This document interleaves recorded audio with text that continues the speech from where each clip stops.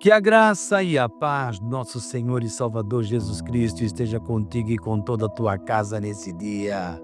E o texto que eu tenho neste dia para repartir com você está em Atos dos Apóstolos, capítulo 15, do versículo 36 ao 41, que nos diz assim: Alguns dias depois, disse Paulo a Barnabé: Tornemos a visitar nossos irmãos por todas as cidades em que já anunciamos a palavra do Senhor, para ver como estão.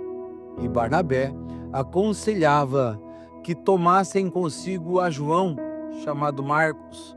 Mas Paulo parecia razoável que não tomassem consigo aquele que desde a Panfilha se tinha apartado deles e não os acompanhou naquela obra. E tal contenda houve entre eles, que se apartaram um do outro. Barnabé, levando consigo a Marcos, navegou para Chipre.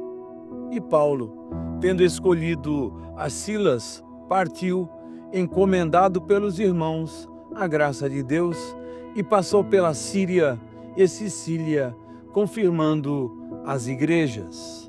E nós vamos para a nossa meditação desse dia. A certeza da missão impulsionava o apóstolo Paulo a ir em frente. Não importavam a região, o país, a crença, a raça ou a cor. Começava a segunda viagem missionária de Paulo. Para esta jornada, ele tinha um companheiro de grande valor, Barnabé. Na tarefa de evangelizar o povo, criava-se um vínculo, um compromisso de fé, de fortalecimento entre os dois apóstolos e em relação aos irmãos e irmãs evangelizados.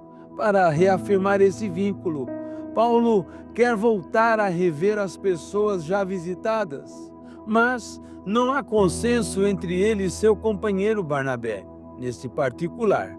Em consequência, dali para frente não se entende mais e acabam se separando.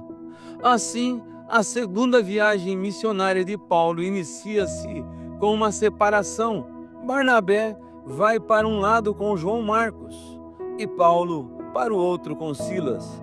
Esta situação pode acontecer, ou quem sabe já aconteceu conosco também. Podem ser situações que nos levam a divergir, pessoas que pensam diferente de nós ou nós delas. Quando isto acontece, qualquer que seja o motivo, toda e qualquer missão pode ser prejudicada e a vida toma outro rumo totalmente inesperado. Por isso, às vezes é necessário parar, avaliar, dialogar, retomar e seguir em frente, mas, acima de tudo, deve persistir em cada um de nós o compromisso com Deus de viver e levar a mensagem cristã às pessoas ao mundo. Divergências pessoais e diferenças de opinião, sejam elas quais forem, não podem parar a missão de evangelizar. Esta missão não pode parar, não deve parar. Para isso, Deus nos dê mente aberta, espírito humilde e abertura para o diálogo. E nós vamos orar a Deus nesse momento. Querido e amado Pai, nós queremos louvar, glorificar e bendizer o Teu nome nesse momento e apresentar diante do Senhor as nossas vidas, apresentar diante do Senhor os nossos queridos, nossos irmãos, pessoas que estão conosco na obra do Senhor, que haja em nós um espírito de unidade, de humildade, fraternidade, que possamos ver o outro superior a nós, que possamos ter um coração humilde como o coração de Jesus, como diz a palavra em Filipenses, que ele não teve por usurpação ser igual a Deus, mas se humilhou, foi à cruz, e indo à cruz, morreu por nós, pecadores, dando a sua vida. Mas o Senhor Deus deu a ele um nome que está acima de todo nome, no qual todo joelho há de se dobrar e toda língua há de confessar que Jesus é o Senhor.